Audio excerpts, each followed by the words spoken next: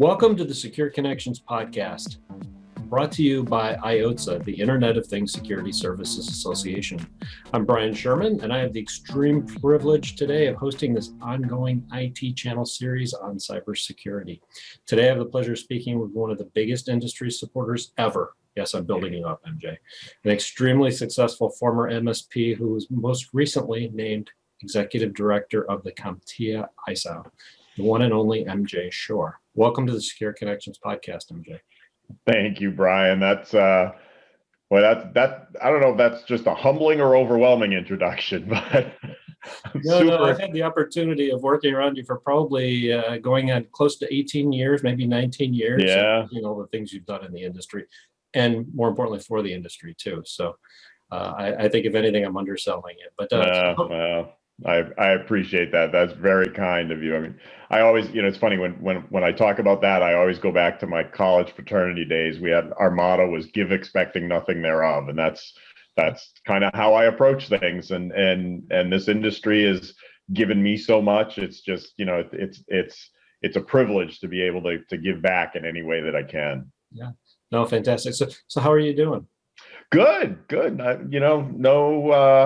No complaints, as they say. It's a pandemic, these crazy times we're in. It's certainly been a little weird, but stayed very busy throughout. There are times when I almost feel a little guilty about that, but as I like to say, this is truly tech's time to shine, and we've been able to stay connected through vehicles like this, and really help clients, members, whomever, make the adjustments, make the pivots as quickly and as completely as they need to. And I just can't even imagine trying to get through something like this without technology. So it's been, it's really been, while I would never wish this on anyone without question, it really has been something to see how well tech has responded and how tech has been so critical to keeping so many things going. I drove by a school locally just a week or so back, and on the marquee in the front, it said, "Thank you, IT techs." When have you ever seen something like that? That was so cool to see. I mean, it's really, those of us who work in the industry, and I know you can relate to this, we've been fortunate to be able to stay productive and do some really meaningful work through this.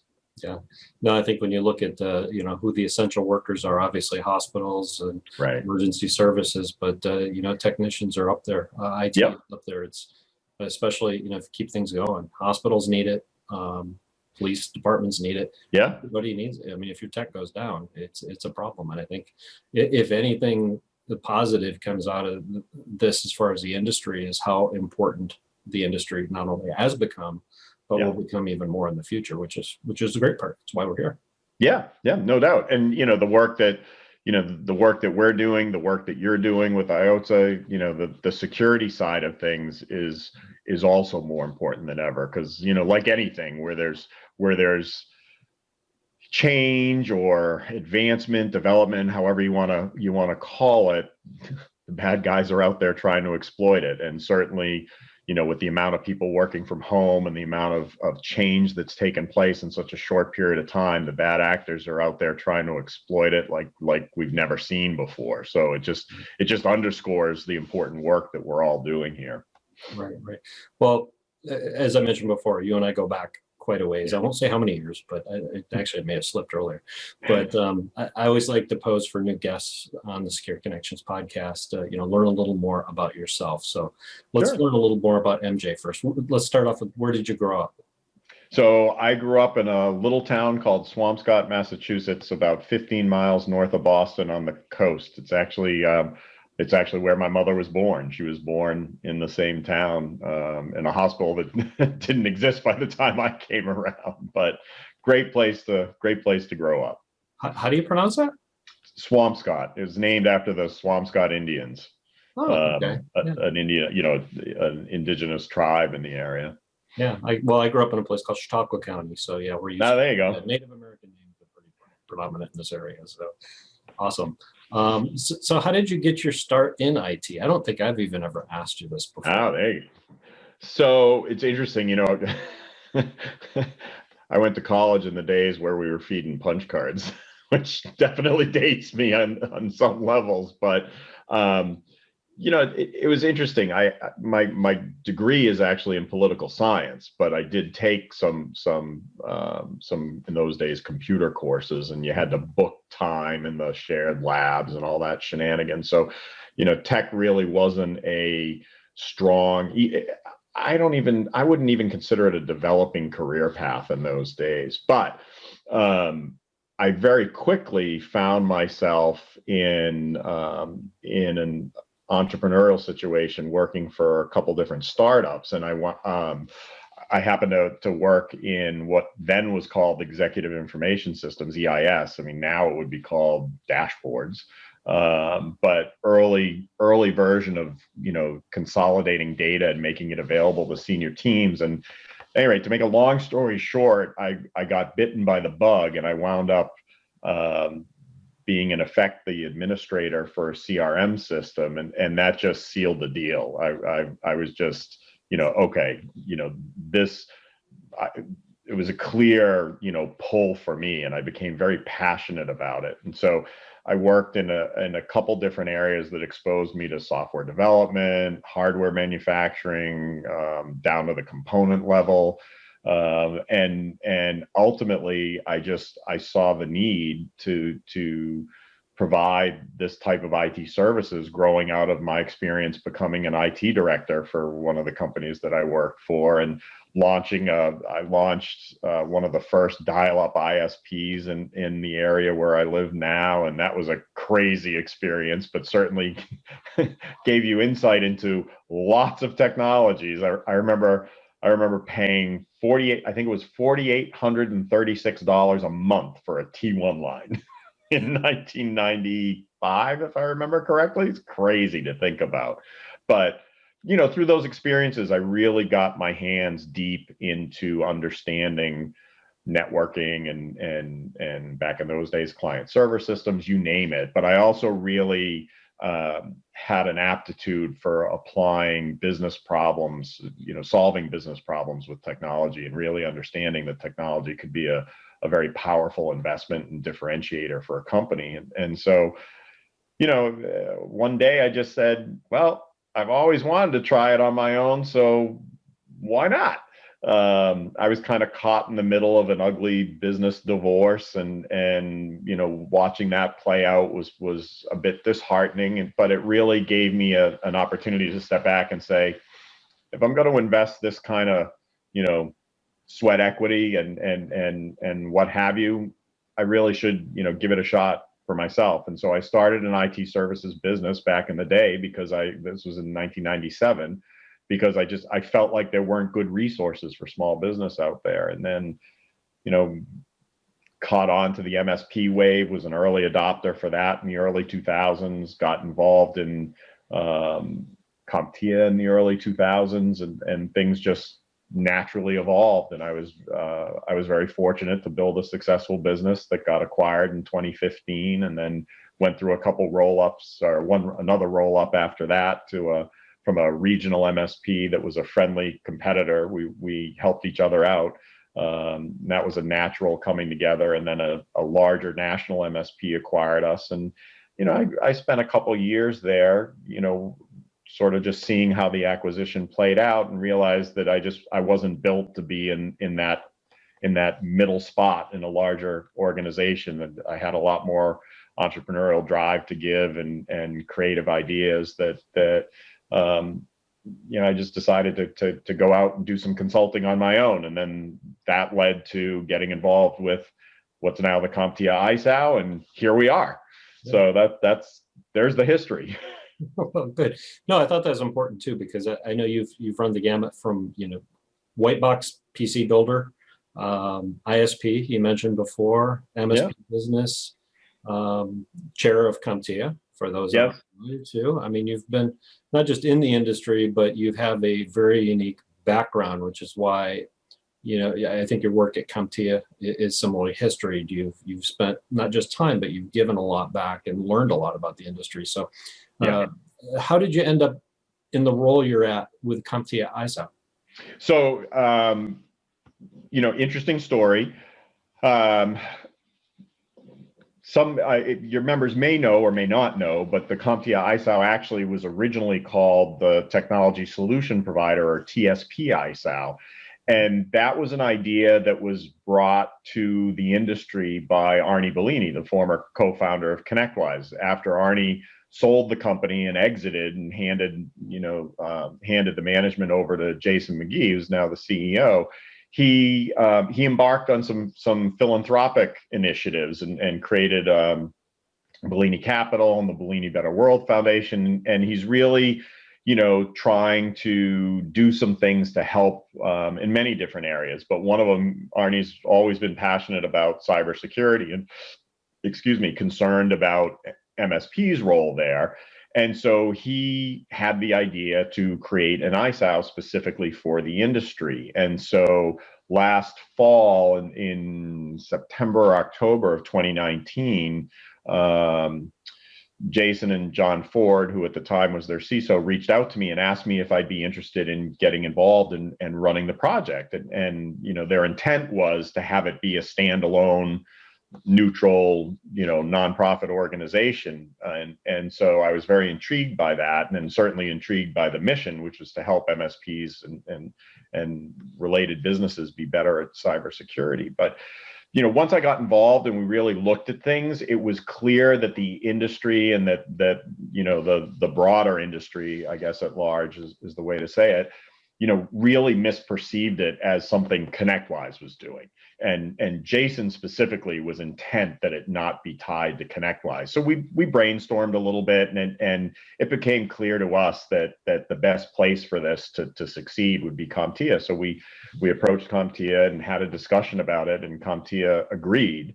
And so in March of 2020, CompTIA took over the operations and management of the ISAO and rebranded, after doing some market research, rebranded as the CompTIA ISAO to really stress that industry-wide, vendor-neutral, nonprofit, member-led nature of this initiative. And it's been very successful. It definitely pushed things forward, but definitely goes back to Jason and his team reaching out and asking me if I'd be interested in engaging. And I'm glad I did, because this really feels like this sounds kind of cliche, but it almost feels like a culmination of my life's work. I mean, there's so many things about this that just resonate for me on such a deep, personal, professional level. I'm so passionate about this. And I believe this is something that is critical for the industry. CompTIA agrees that believes that it's critical for the industry, and we're doing this. This is not a money-making venture. This is something we're doing because the industry needs it, and we believe that CompTIA has the right resources and capabilities to make this successful like no one else can. And the early results are extremely encouraging. No, I think that's very similar. I understand, the vendor connections can be difficult even for the best intentions. Right. It goes back to the original managed services community, and CompTIA actually started off with Level Platforms as MSP partners, if I remember right. But Yep, and that came into CompTIA and got expanded in the member communities. Yep.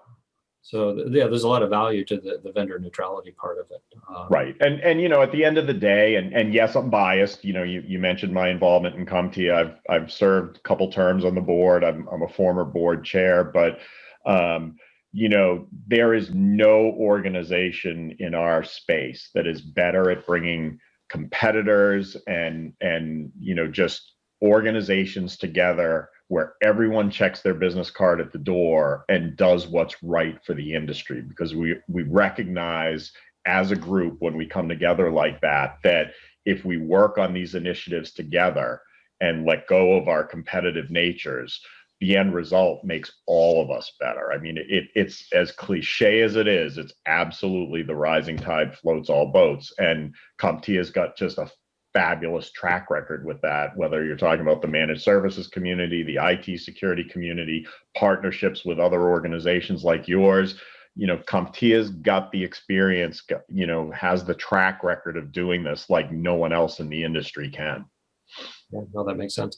So let's take a step back too, because I know especially the timing right now, I think is perfect for with the pandemic and all of the cybersecurity issues around this. The threats are growing. But for those that are unfamiliar with these type of organizations, what is an ISAO? Sure. Great. Yep, great question. And our research shows that surprisingly more organizations are not familiar with it than are. So it dates back to the late 90s under the George W. Bush administration. There was a presidential executive order issued to create what was called ISACs, an Information Sharing and Analysis Center. And this was done to foster the sharing of threat information among organizations supporting critical infrastructure in the United States. So as an example, there's a nuclear energy ISAC, there's an aviation ISAC, a healthcare ISAC, financial services, natural gas, on and on and on it goes.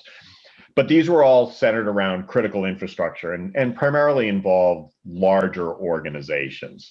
In our space, what we would refer to as the enterprise players.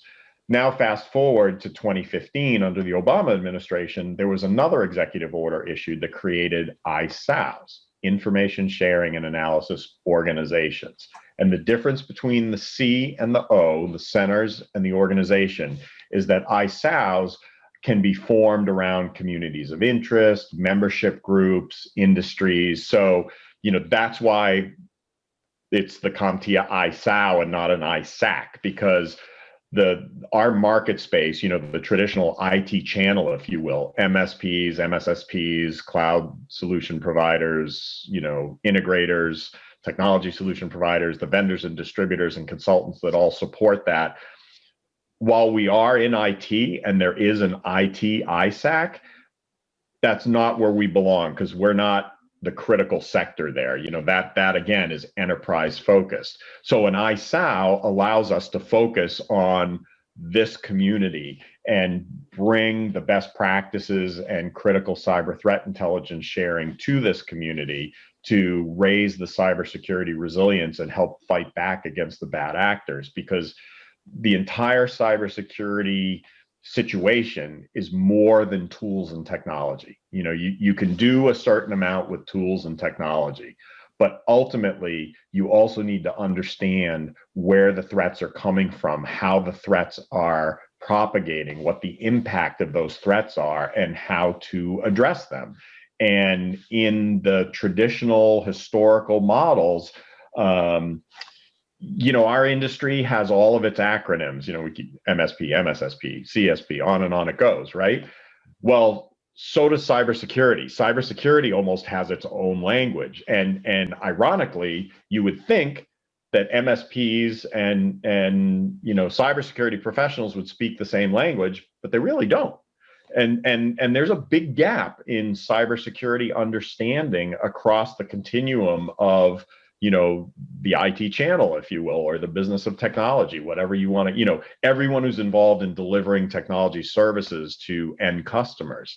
So there's not only a need to, translate the information so that it can be properly understood, but there's also a need to raise the overall cybersecurity maturity of the players in this space. We've got some very mature players, but we also have some that really, you think of a smaller MSP, think of an MSP with even, 20 employees, maybe even larger than that. But the point is, they may not have a cybersecurity analyst or a CISO on staff. So they don't know how to take in all of the unique cybersecurity threat intelligence that's out there and understand it and then act on it in a way that will help the tools and technologies that they deploy be more effective.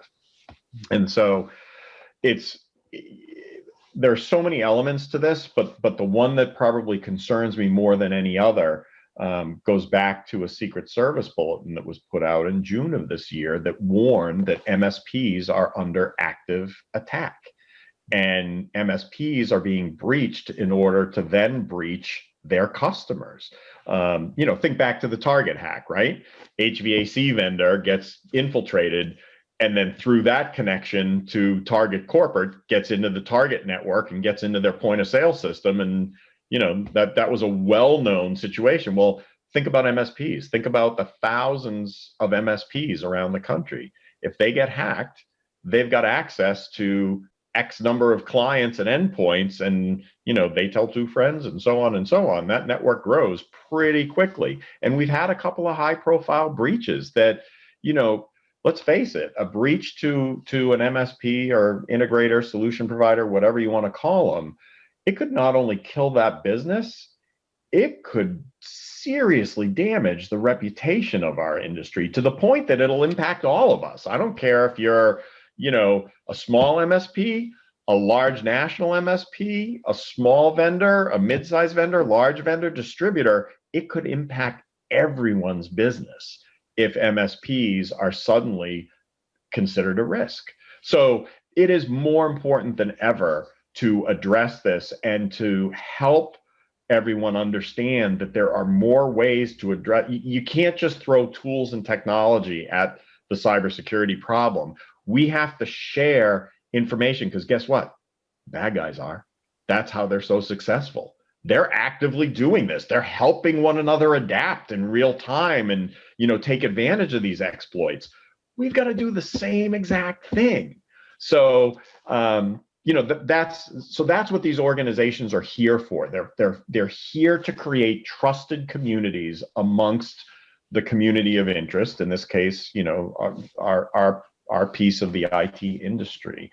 And so it's critically important to create that trusted community where people can share what they're seeing out there to help validate whether these threats are real, whether these threats are doing, serious damage, or whether they're just causing mischievous activity out there. We need to understand that, and we need to understand what risks require immediate response. Now that makes sense. We talked a lot about the players, but who is the audience that's working with ISAO, and what's an MSP's role in working with the CompTIA ISAO? It's kind of sure. So, as I mentioned, we work with, all manner of service providers, vendors, distributors, consultants that all support one another in that ecosystem. Where MSPs come into the equation is they are able to receive cyber threat intelligence that otherwise may not come to them in a usable, actionable way. So what do I mean by that? We oftentimes say in our business, we're drinking from the fire hose, right? Well, when it comes to cybersecurity, I call it a water cannon. Good luck trying to get a sip off of that thing. It's just pinning you against the wall. I can't tell you how many MSPs I've talked to and said, yeah, great, I know there's cyber threat information out there, but oh my God, I don't know what to do with it. There's so much information. I don't have the time or the resources or the expertise to go through it and understand what's relevant to me. So we've got to solve that problem. And that's what this ISAO is going to do and is doing. And so how do we do that? You bring it down to an understandable level. So, great example I can give you is last month when the Microsoft Zero Logon vulnerability first came onto the scene. Mm-hmm. Our cyber analysts picked that up a full 48 hours before the industry actually started talking about it and recommending next steps. We had a confidential, highly reliable source to the vulnerability.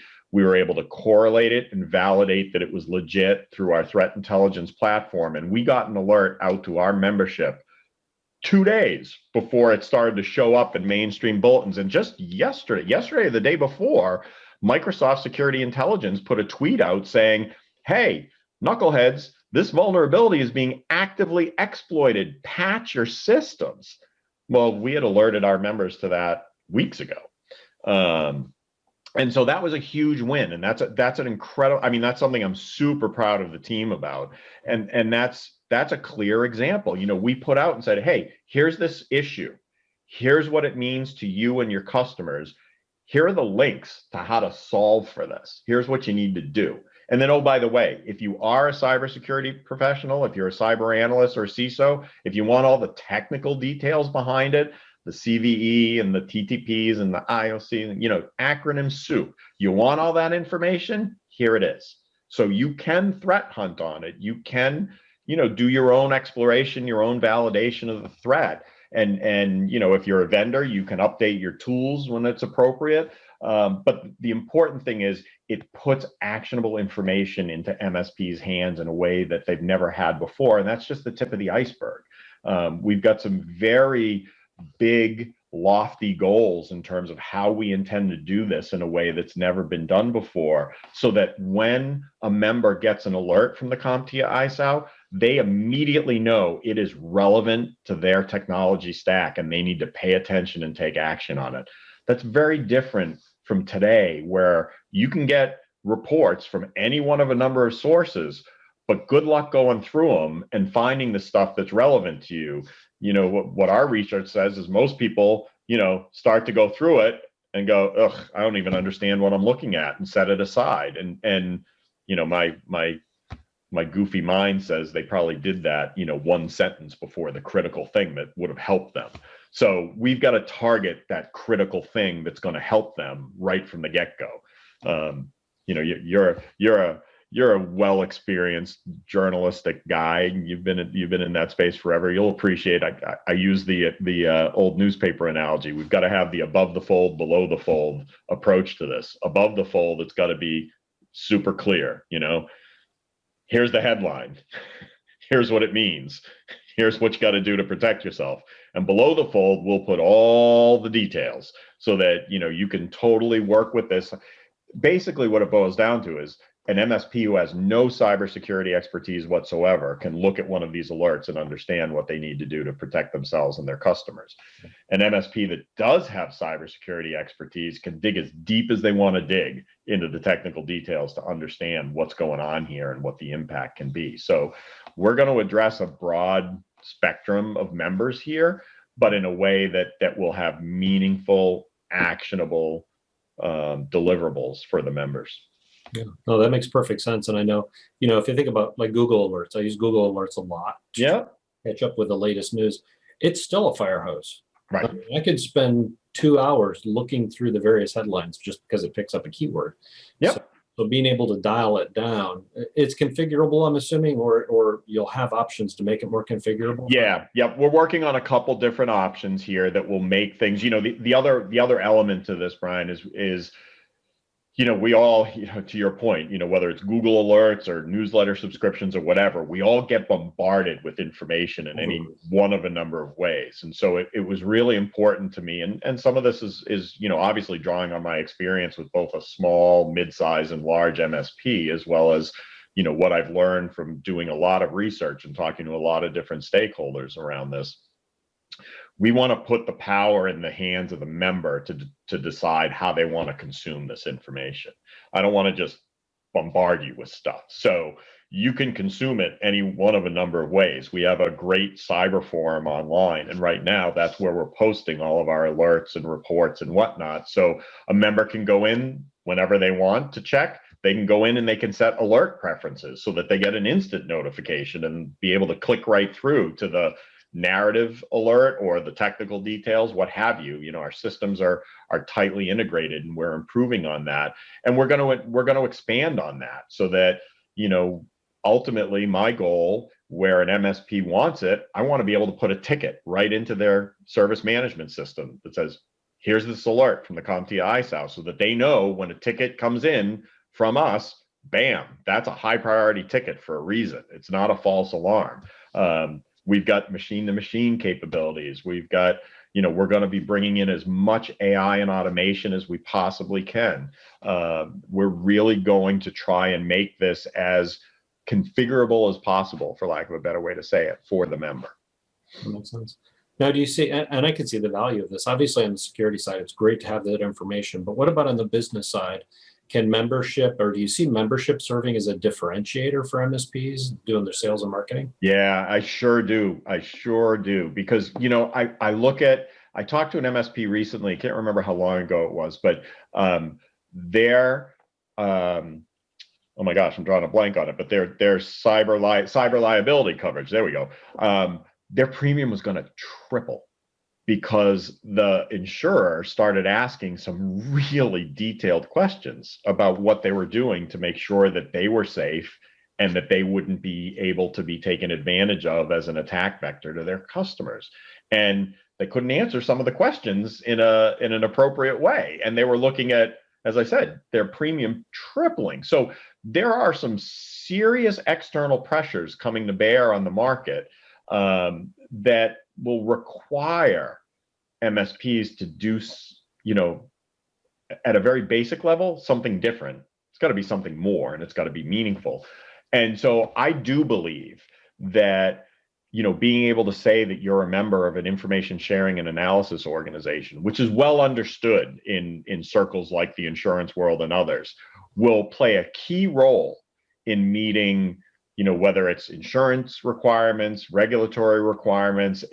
To me, I would have loved to have this in my toolbox as an MSP, because I would have marketed the daylights out of it, that, hey, we belong to this thing called an information sharing and analysis organization that was created, under the auspices of Homeland Security through a presidential executive order. And that gives us access to threat intelligence from the government, from private industry, from open source. And we've got a team of cyber analysts that I could never afford to have on staff looking at this information, correlating it to what we provide for you, Mr. or Mrs. Customer, Ms. Customer. And yeah, that is a huge competitive differentiator. As I said, I would have loved to have had this, because I would have wedged that against my competition all day long. Look, I used to wedge CompTIA against our competition. I used to say we belong to the Global IT Trade Association, and we've got access to all this cutting edge research and information, and I would share that with customers, and I would throw this right in that same toolkit and say, look, I'm not only putting software and hardware on your network to help protect you, I am plugged into an early warning system that gives me an alert before this stuff actually starts to knock on your door, so that we can prevent them from even coming up the walkway. Yeah, huge competitive differentiator. And I'm obviously biased, but when I put my MSP hat on, absolutely, this could be a game changer. I was talking to Kevin McDonald not too long ago with California, and Kevin's a big cybersecurity trust mark, CompTIA Cybersecurity Trust. Yep. He markets the daylights out of it because it's a differentiator for him. I could see this, being in the same front too. Absolutely, Kevin's a smart guy. Yeah, especially with co-managed IT. If you're working with the scaling up, is having those accreditations and memberships has to be crucial.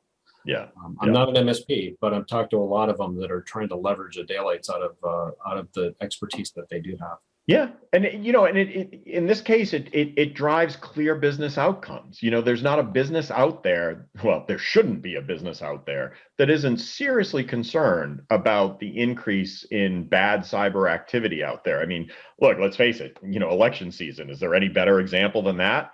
There is so much going on there, whether it's disinformation campaigns or outright hacking attempts to get at the critical data. I mean, we've all seen and heard the examples, unless we've had our head in the sand. And I as I said, I keep going back to it. Tools and technology will take us so far.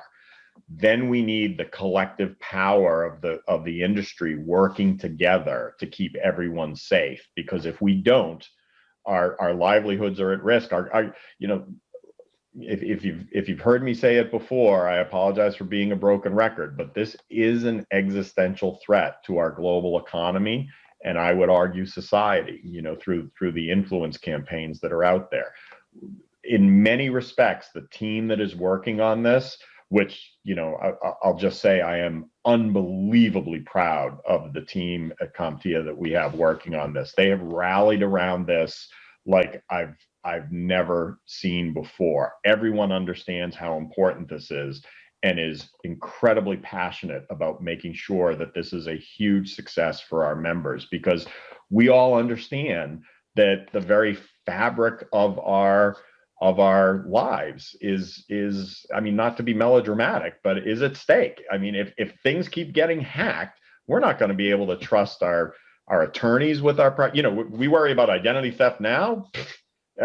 It's just, it's scary. And we've got to do something to help protect. This is something that is bigger than me, you, our organizations, our industries, our countries. This is a global. I hate to say it, but it is a war. I mean, we're playing on a virtual battlefield now. And I don't know about you, but when I got into this industry, I never expected to be on any kind of battlefield. So we need to come together and work together to defeat the bad guys that are trying to do serious damage to us. Well, I think when you actually have military people working on cybersecurity, then it is a war. I think we have to recognize it as that. But the amount of information and threats going out there is not going to go down where some people think it will. So I can see the extreme value of belonging to an information sharing organization. Yep. And you make a great point, because another thing that I strongly believe in, and I have not, but I absolutely believe that unless you have served in the military or intelligence communities, you don't truly understand what's going on out there. And again, I don't say that to be melodramatic, but there are some very sophisticated actors and sophisticated schemes behind these that we don't always understand right away what the actual end game is. So, we're not going to retrain MSPs to think like, military intelligence people. That's not practical. But what we can do is work together with those people, those organizations, Homeland Security. We work very closely with Homeland Security.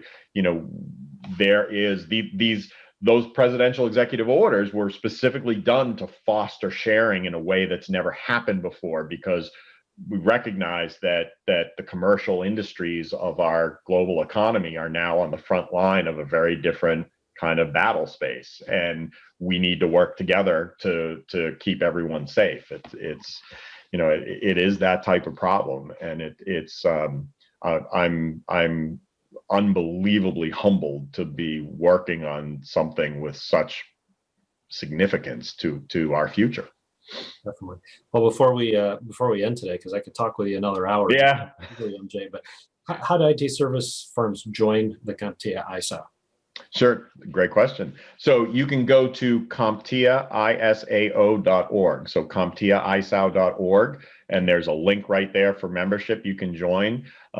This is a membership program of CompTIA. So you have to be a CompTIA member to join the CompTIA ISAO. So if you're already a CompTIA member, you can just log into your membership portal and you can add the ISAO on. If you're not, you can purchase a combined membership for both CompTIA and the CompTIA ISAO, which gets you some phenomenal benefits. But the other thing I'll mention there is this is a self-funded initiative. This is not something that we're looking to make money on. We've got a rolling 3-year budget model for this that we've modeled out and we're pretty confident in. And the more members we have, the more industry support we have, we're just going to reinvest those dollars, ahead of schedule if we are fortunate enough to have that, and we're getting pretty close to being there.